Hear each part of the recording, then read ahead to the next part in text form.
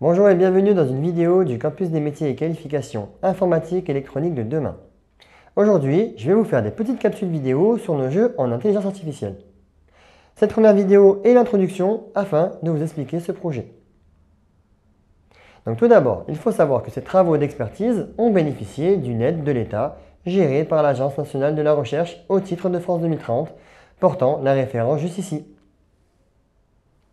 Ces jeux ont été validés par des professeurs d'université dans le cadre du projet France 2030 et nous les remercions chaleureusement pour leur expertise et leur contribution. Aujourd'hui, on vous met à disposition des jeux conçus pour tout public, sans aucune compétence spécifique requise. Le but est de rendre la science accessible à toutes et à tous, de manière ludique et interactive. Donc plusieurs possibilités s'offrent à vous pour animer ces jeux. Si vous êtes enseignant dans notre lycée polyvalent Algoula-Fémas, vous pouvez les proposer dans notre Tech Lab, notre salle de médiation, donc anciennement l'année scolaire au bâtiment A, où des créneaux sont disponibles les mardis et mercredis, après-midi de 14h à 17h et les vendredis matin de 9h à midi. Si besoin, nous pouvons aussi vous accompagner en classe en trouvant conjointement un créneau pour déployer les ateliers. Sinon, ces jeux sont aussi disponibles en version téléchargeable, imprimable, permettant aux parents, aux structures éducatives comme les MJC, périscolaires, de les utiliser en autonomie. Il est important de souligner que ces jeux de médiation scientifique ne sont pas liés au programme scolaire et restent informels. Ils sont conçus pour compléter l'éducation formelle dans un cadre non académique et sont accompagnés de documents détaillant la cible, l'âge, la durée, le nombre de participants, les objectifs pédagogiques, les règles de jeu, ainsi que donc des vidéos pour faciliter la compréhension et leur déploiement. Vous avez à votre disposition donc un inventaire retraçant les besoins matériels pour pouvoir y jouer.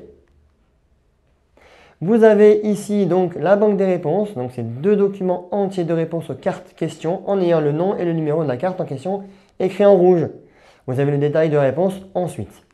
Donc ça c'est la deuxième page. Ensuite, ça c'est les questions. Elles sont présentées comme ceci. Vous avez donc le nom et question et son numéro affilié que vous retrouverez sur les docs de réponse pour vous repérer. Il y a la page verso que vous voyez ici et avec le type de question écrit dessus, ainsi que son numéro. Par exemple, ici ce sont donc les cartes date. Vous avez la question sur la page recto que l'on va voir juste après, ici. Donc voilà, ça c'est le côté recto avec la question et la réponse du coup que vous avez en rouge. Donc les cartes rouges sont les questions vraies ou faux. Donc voici une autre du coup page pour les cartes rouges et vous avez inclus aussi les cartes vertes qui sont les choix multiples, en l'occurrence 3 choix possibles. Vous avez aussi donc les questions bleues que vous voyez juste ici, qui sont donc la même sorte que les rouges et les vertes, mais qui sont des questions cash où on doit répondre directement. Voilà. Donc les réponses sont à voir sur le doc banque de réponses que l'on a vu précédemment. Donc vous avez un récapitulatif des jeux juste ici, qu'on propose. Je ferai une petite vidéo pour chaque jeu afin de vous les présenter. Ce partage de connaissances vise à encourager les retours d'expérience et les échanges de bonnes pratiques afin d'améliorer continuellement nos outils. Donc n'hésitez pas, nous restons à l'écoute.